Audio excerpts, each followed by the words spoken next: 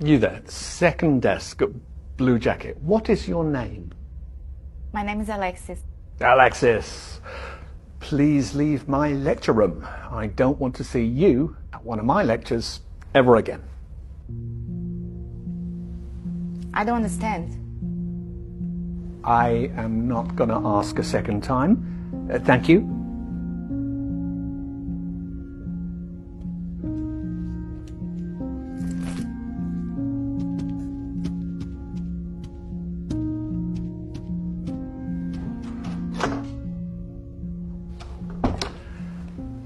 Why are there laws? What are laws for? Anyone? Social order? To protect a person's personal rights. So that you can rely on the government? Justice? Thank you. Tell me, was I unfair to your classmate just now? Indeed I was. So, why didn't any of you protest?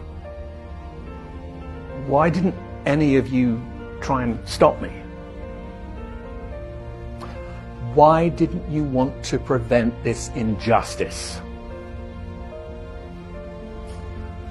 You see, what you have just learnt, you wouldn't have understood in 1,000 hours of lectures unless you lived it. You didn't say anything because you weren't affected yourself. And this attitude speaks against you and against life. You think it doesn't concern you, so it's none of your business. Well, I'm here to say, if you don't help bring about justice, then one day you too may experience injustice, and there will be nobody there to stand before you. Truth and justice lives through us all, and we must fight for it.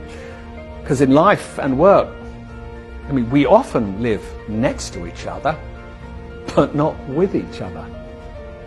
We console ourselves that the problems of others are nothing to do with us, none of our business.